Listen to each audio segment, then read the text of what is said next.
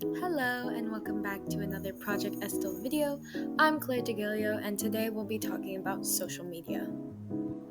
So here's a little quick overview of what this video is going to cover. We're going to first look at what social media is exactly, then look at 3 examples: Facebook, Instagram, YouTube. These are the most commonly used.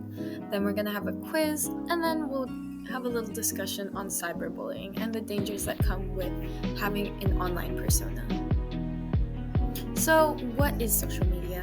Social media is digital technology that allows you to share or create content with other people.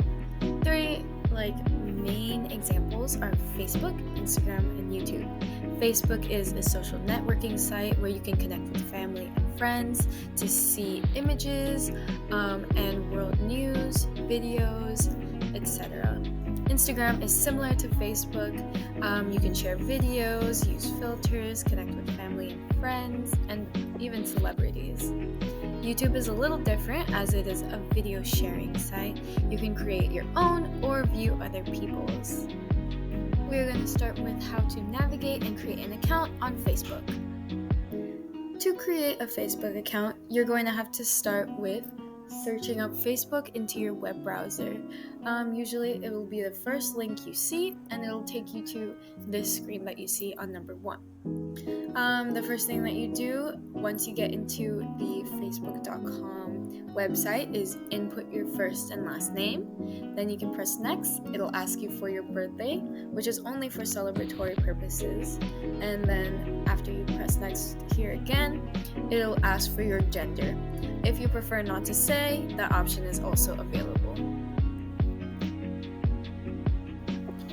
After you put in your gender preferences, it's going to ask you for your phone number, and then it's going to ask you to input a password. It is important for you to make it strong to avoid any hacking. Finally, it's going to ask you to create your account. One thing that many of these sites do is have you accept the terms and conditions, which are extremely long, but I would advise you to go through it just in case there are any terms that you are not that you don't agree with. That'll indicate that you should not be using this service.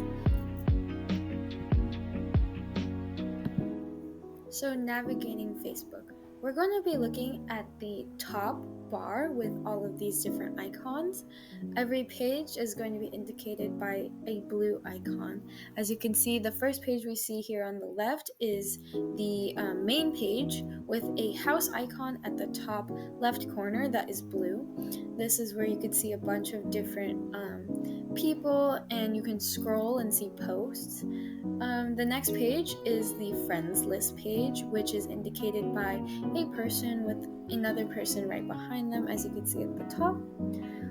Here you can see people that have requested to be your friends and all of the friends that you have accepted, and can check their profile above. The next icon that we're going to look at is the notification page, which is a bell icon at the top. This will allow you to see anything new that anyone has posted, any posts where you have been tagged in, or even comments made by your friends. Now, looking at the For You page, which looks like a box with a play button on it, this is where you will see videos, reels, and follower posts. If you want to access your own account, you can move to the main page, which, remember, is the home button at the top left corner, and press your profile picture, which would be directly below the home button. This will take you to your account, where you can change the picture of your profile by pressing the camera button right in the bottom right corner of your profile picture. You can also change the background of your profile account by pressing another camera button in the corner of the rectangle. You can also add to your story, which could be random pictures that you want to share, and they will only last 24 hours. You can also edit your profile, meaning that you can change your name, your bio, and you can add stuff about yourself to share with friends, family, or even strangers if you are a public account. You can also post photos using the post photos button near the right below the add story button. This will allow you to post anything for your followers to see. You can also create an album of photos that you have already posted so other people can have a easy access to a group of photos that you want to share. Now, in order to post something, you can also go back to the home page. Remember, that is the home button, top left corner, and press the what's on your mind. This will allow you to add photos, videos, and even captions. In order to add a photo, you have to press the photos button, and you can either press take photo, files, or photo library. Take photo will allow you to take a photo in the moment, and photo library will take you to your photos app, and you could select from already chosen photos, as you can see here near the right. You can choose any picture from your library and also any amount.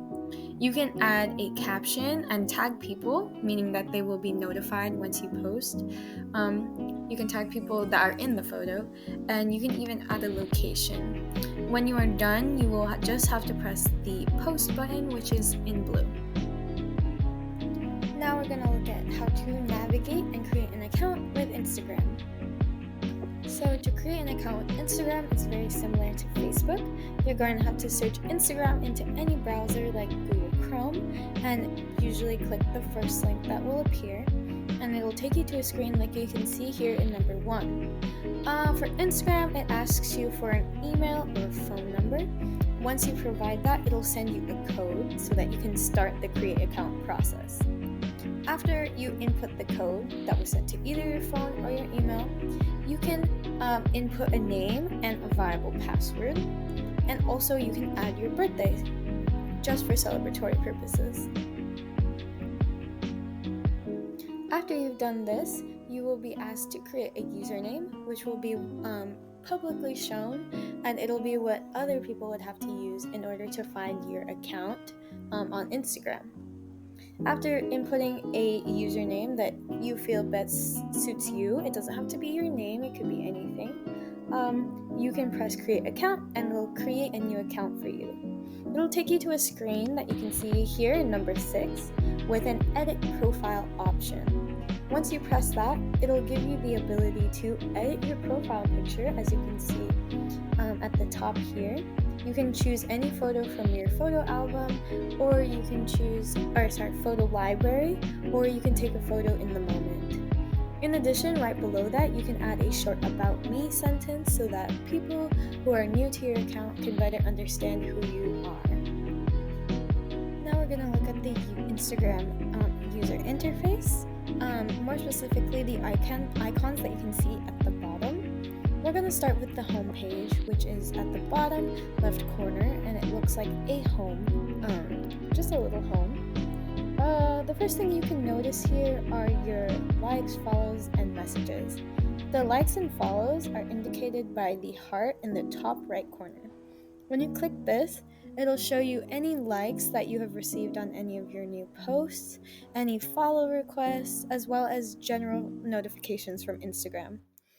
Next to the heart is in airplane. When you click this, it'll allow you to use Instagram in a similar way to iMessage, where you can text your followers or anyone, essentially. Leaving both of these, we can see these bubbles at the top of the screen. These are what we call stories. Stories are similar to posts, but different in the sense that they only last for 24 hours. You can view them for as many times as you want within these 24 hours, but they will automatically disappear once the 24 hours is up. If you're the one who posts a story, they will go into your archived, which will be somewhere near your profile. Below this, you can actually scroll and look at a bunch of posts that better suit your tastes. The next icon that we're going to look at is your profile icon, which will be at the bottom right corner. One important thing to note is that if you have a lock at the top of your profile picture, as you can see at the top left corner, it indicates that your account is private, meaning that only followers of you can see your account as well as your pictures. Right Next to your profile picture, you can see the number of posts, the number of followers, and the number of people that you are following. You can also click these to see a list of who exactly you're following or who is following you. Below that, you can see that I have my name as well as an about me. And below the about me is an edit profile and a share profile button. Edit profile essentially allows you to edit the about me and or your profile picture, and share profile makes it possible for you to show your account to anyone new. Next to that is a little person with a plus button. Once you click that, you can actually use that to find or add friends. Now the last page that I want to look at is the For You page, which is at the bottom, but it looks like a magnifying glass. This will give you a bunch of posts that the algorithm or Instagram thinks you would enjoy. Now, to create a post with Instagram, we're going to still look at the icons at the bottom of the screen, specifically the box with a plus in it. Once you click this, it'll show you a create a post interface, which will give you what the post will look like at the top, as well as images that you can post at the bottom. Here, I chose to post my dog. Once you finish choosing images from your photo library, you can press next, and it will allow you to add a song to go along with your post. After pressing next a second time, you'll be taken to this third page, which will allow you to add a caption, tag people, select who can see it, add hashtags, etc. And it'll basically give you a summary of what you will be posting. Now we'll be looking at how to create an account and how to navigate YouTube. Once again, we're going to have to go to any search browser and search YouTube and go to the first link you see. You're going to have to sign in with Google using a Gmail, email, and password. YouTube essentially doesn't require you to go through the same process as Instagram and Facebook. Instead, it'll just ask you for your Gmail and it'll create your account for you. If you don't have a Gmail account, you can press the create account button right at the bottom here, and you can go through the process to create one, which will be similar to creating an account with Instagram. Now we're going to look at the YouTube user interface. Similar to Instagram, these icons are going to be at the bottom. The first page we'll look at is the home page, which is the bottom left corner, and it's also a home. This will show you a bunch of videos or shorts that best suit your preferences based on how you've interacted with videos in the past or what YouTube thinks you'll be more interested in. Then you can move to the subscriptions, which looks like a box with a play button in it. This will show you all of the channels or YouTubers that you have subscribed to, which is an ability that you can, or which is an option that you can do, similar to following someone on Instagram, in order to easily access their videos and get notifications whenever they post. Here on the subscriptions, you can see all of the people that I've subscribed to put together in one, so I can scroll through and see who has posted. Or you can click at the top with all of these bubbles and it'll filter based on channel, and you can see which channels have posted or all of the videos from that specific channel. The last page that I want to look at is the You page, which is at the bottom right corner. It'll usually show your profile picture as well as your name. It'll show you your history and all of the playlists that you've made, as such as your liked playlists or any sort of playlist that you've created. You can go through your history just in case you want to see any old videos that you've watched, or continue a video that you accidentally exited out of. To create a post on Instagram, you can press the plus button that will be in the middle of all of the icons at the bottom of your screen. It'll take you to a basically a YouTube creator system where you can upload shorts, create videos, or live stream to any of your followers. You can also go to the You page, which remember is the bottom right corner, and press the pencil, which will allow you to create or upload videos. Quiz time. How much do you remember? True or false? You can use Instagram or Facebook to communicate with your friends and family digitally. If you answered true, you would be correct. True or false? You can see videos on Facebook, Instagram, and YouTube platforms. If you said true, you would be correct. On Instagram, can the Edit Your Profile button allow you to change your profile picture, add a bio, and your name? If you answered yes, you'd be correct. Which of these icons allows you to upload photos, reels, or videos? If you answered A, you would be correct. B is the search button. Which of these two is the Facebook page, A or B? If you answered B, you would be correct. A is Instagram. True or false? This icon means you can see your friends and the people you follow. If you answered false, you would be correct. This icon allows you to add friends or new people to follow. End of quiz. Thank you for playing. How well did you do? Now we're going to discuss cyberbullying and the dangers of social media. Now, what is cyberbullying? Cyberbullying is the utilization of technology to harass, embarrass, and threaten another person. This can consist of rude texts, posts, messages, and mean or aggressive threats or videos that are made to hurt another's feelings or reputation. How should you engage with comments or content? If you see a piece of content, never leave negative messages, as this is a form of cyberbullying. Always leave something positive or friendly, or leave nothing at all, as that is better than something mean.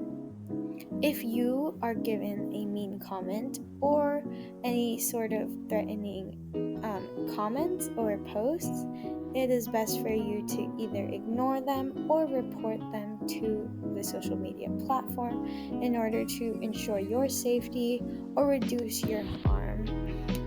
It is clear that social media gives people the outlet to hate, so don't follow other people as they hate on others, and don't engage with hate that is directed towards you.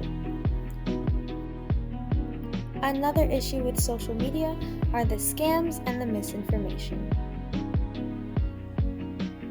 So, some forms of scams and misinformation are voice phishing. This is where you or your loved one's voice is replicated in order to give off the impression of urgency. A lot of scammers use this to beg you for money, using that trust you have for that person to make it seem urgent. A form of misinformation are AI videos, which are computerized videos that can be used to trick you into believing false information. So it is important for you to recognize what is real and what is not real. Another form of scamming are scammer profiles, which are individuals who could try to follow you and scam you into sharing your information. So it is important for you to know who exactly you are allowing yourself to follow and who you're allowing to follow you. Another form of misinformation could be comments. Comments are not fact-checked and they are not provided by they aren't backed by any form of evidence. So don't trust every word you see on social media or any comment, because these are from normal people that probably have the same amount of information as you do. And then another form of scamming could be profile hacking scams, where a hacker hacks your account or a loved one's account to get in contact with you or your loved ones and to take advantage of you and take money or information. There are some key things you can do to avoid scamming and misinformation. Number 1, don't fall for bait, which could be fake giveaways, lottery schemes, or romance scams. If it feels like it is too good to be true, then it probably is. Another is to not exchange money unless it is a formal exchange that you can trust, either through third party or it's a person you know and trust in real life. This will just ensure that your money doesn't go to the wrong person or that you're not being taken advantage of. The third way to avoid is to stay private on social media. This allows a small group of people to see everything you do and to have access to direct communication with you. When you stay private, you are the one who has to allow people to follow you or to see your posts, so you can filter who you trust and who you don't trust through this method. Now that marks the end of today's video. Thank you for watching, and be sure to leave a like, comment, and subscribe, and we hope you learned something new.